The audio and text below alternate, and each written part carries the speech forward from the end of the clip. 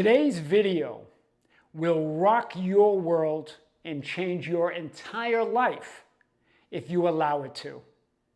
In the past 24 hours, we received two different emails.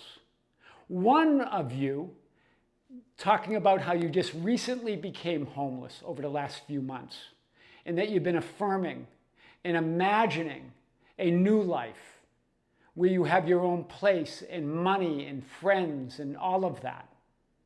And you're saying that nothing has changed and things seem to be getting worse.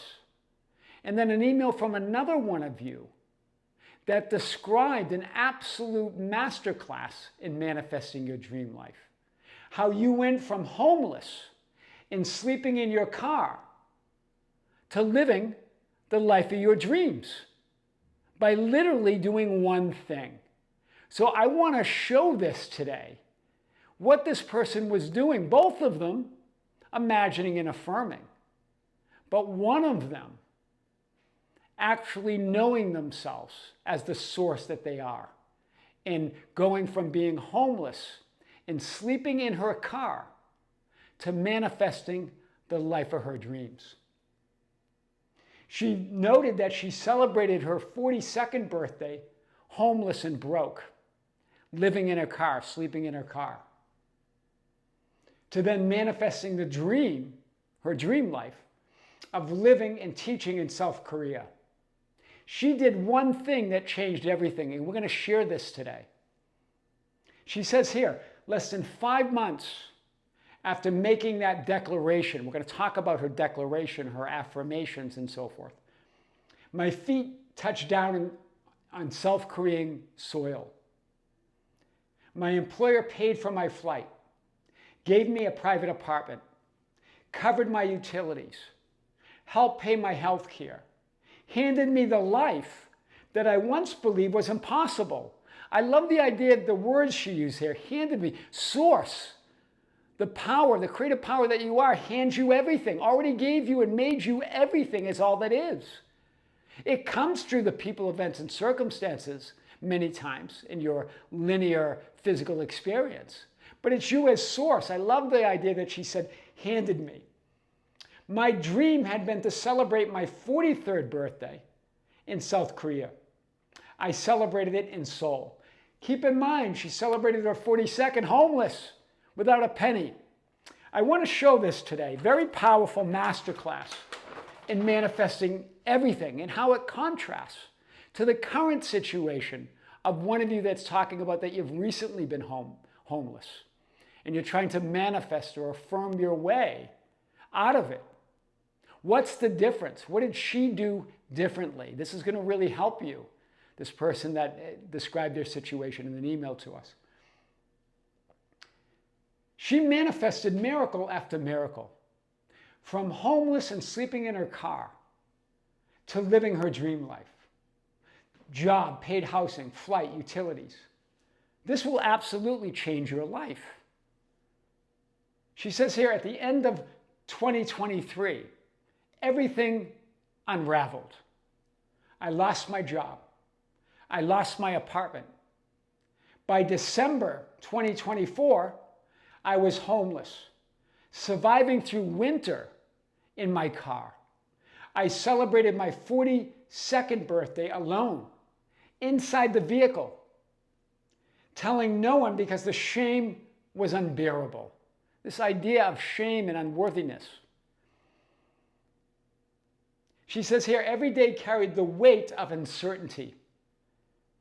Not just emotionally, in other words, not just mentally, the 4D, the idea of the fourth dimension or that mental experience, but physically, the idea of your physical 3D experience. As a woman trying to stay safe while living on the streets. Living on the streets. Here's what she says. This is interesting. That car became my prison and my classroom. Wow. Wow. Night after night, I listened to your teachings, our videos. Not just ours. There were other teachers too. Something inside me shifted, but she's noting here, I listened to your teachings. Then she says, something inside me shifted. That was it. It was there Do you see? It was that moment that changed everything. A lot to talk about after that moment. But keep in mind, there's only now. So stay with us here. Something inside me shifted. And here's what she says. I stopped identifying as a homeless person. Wow. Instead, I claimed I was simply someone moving through a temporary transition. Do you see this? It was a decision. The thoughts and feelings and circumstances were still there. She didn't resist them. She didn't ignore them. She didn't deny them. She didn't resist anything. She simply decided, I'm not going to identify as that anymore. I claimed I was simply someone moving through a temporary transition. In other words, moving through the scripts of those circumstances. She didn't deny the reality of them. She didn't try to ignore them or resist them. She simply claimed that she's someone moving through a temporary transition, moving through those circumstances, but not those circumstances, not those thoughts, not those feelings. Remember, nothing is fixed. You and your reality are new in every moment. This is what she inherently understood. It's who are you? That frame is new in every moment. Yeah, the manifested frame of being homeless, living in a car, no money, food, no ability to get food or clothing. It seems like it's fixed. Seems like it's not changing. But it's changing in every moment. That's the illusion. It's not what it seems. It's not that it's not real or not reality or not a real experience. You don't have to deny it or ignore it. It's just knowing it's not what it seems. It's changing in every moment. That's big. So from this frame of knowing who she is, declaring who she is, affirming it, scripting it in some cases, you're literally moving through frames of experiences. You're creating in every moment who you are, who you were, and who you will be. Infinite possibilities. Not one of them is fixed. In other words, they all exist. You don't change any one potential reality or possibility. All that is all that is. All potential is all potential. You don't change any part of God or all that is or that potential. You choose among the infinite possible linear horizontal scripts or stories of your life. All your stories exist here and now. And in every moment, you're in a new version of you, your body, your reality. And a new version of that example of that physical unfolding of that script, that linear script. You're moving through infinite frames of reality and versions of you in every one moment, each with its own fate or destiny. The script is written, but it's written in every moment of now. In other words, each of these scripts are new in every moment. Each one has its own fate or destiny. No need to resist it or deny it or ignore it because it's new in every moment. You're choosing. You're always moving through infinite scripts. None of them are fixed. None of them are solid. All deciding but what you decide who you are. All from that moment. That moment when she decides, I'm not that. That was it. I'm just not that homeless person. I'm moving through temporary transitions. I am that I am. Very powerful. We'll come back to this visual. You've seen this visual before. She says here, your message gave me permission. I love this. And it wasn't us. She always had the permission. She gave herself permission. Right at that concession of that permission slip. She goes, permission to stand somewhere completely different eternally. I love that. To stand somewhere completely different eternally. Because you're always standing in a new moment. It's you acknowledging yourself as that new moment. It's you giving yourself permission to know that. That you're never stuck with what appears to be the illusion of something not changing. It's not what it seems. And here she even says that even while nothing around me had changed, nothing around her appeared to change. That's the illusion. It's always changing, but nothing appeared to change. She stopped asking for permission.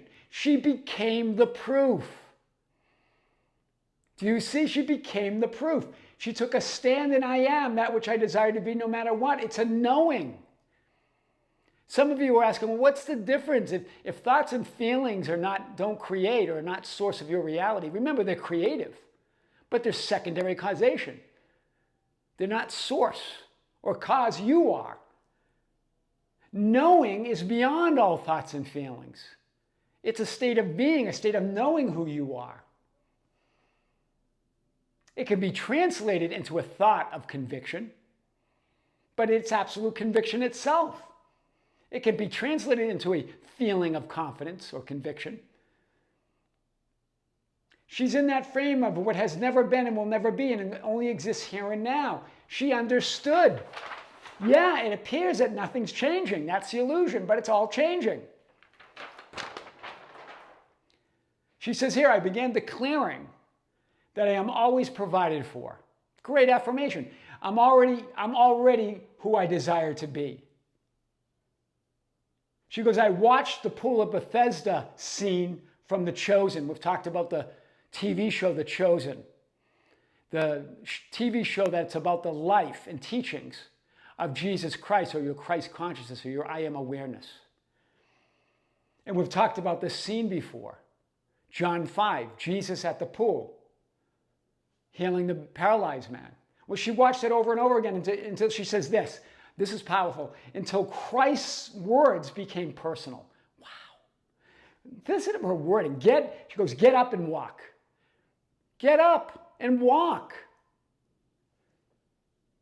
She says here, I'm the personalized. This is what she said until the words became personal. But what is she really saying? I am the personalized, individualized, localized source or awareness. The one divine mind having a physical experience. That's the translation of what she's saying here. It became personal, meaning I am that personalized, individualized, localized Christ consciousness or awareness having a physical experience. Get up, pick up your mat, and walk. That's what she did. She says this.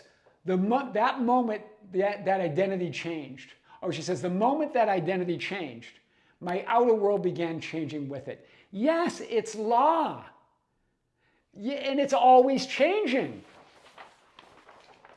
It's an illusion that it hasn't changed, right?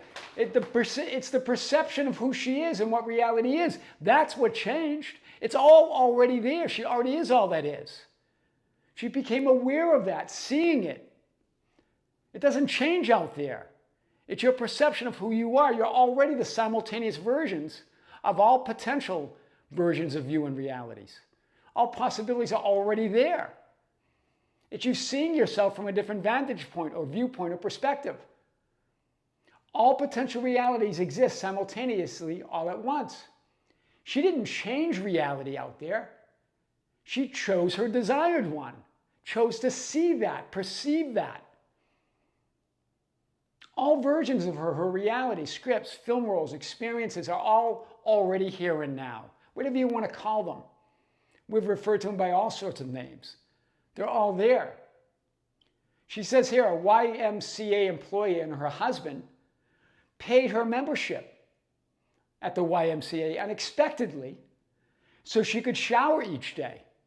And so it begins. Then they covered 5 or 6 weeks in a hotel. She said food appeared, clothing appeared. Why did it appear? Because it was never missing. Non-existence doesn't exist. It was always there. She just started seeing herself as who she truly is, having whatever she wants, being whoever she wants to be. She says here, people I've never met before became answers to prayers I hadn't spoken out loud. Wow, people just showing up. Because it was always there, because she already knew who she was. She doesn't have to speak it out loud.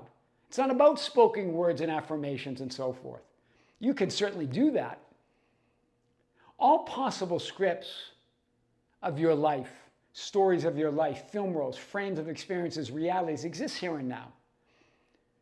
In every moment, it's a completely new you and new reality no matter what.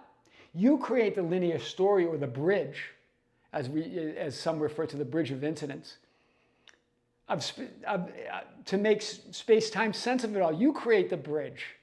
You create you thread together the frames of experiences. They're all already there. Wow, very possible. Very powerful, very possible, but very powerful.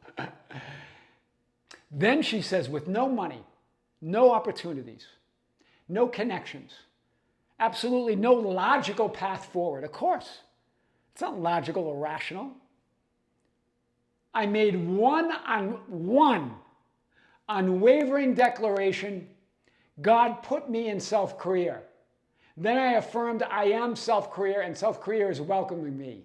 She used her name here, but I just want to put me so I don't use her name.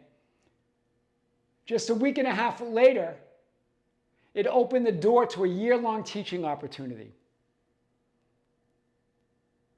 She had applied, and 5 days later was accepted. Exactly as she had scripted. So she used some scripting here as well. Again, that didn't create it. It's just a concession. She already created it. She was already that identity. That's the difference between the person that's describing their homeless situation that has been scripting and affirming for several weeks and months and believing nothing is changing. They're not standing in that knowing like she is. Then she says the miracles accelerated.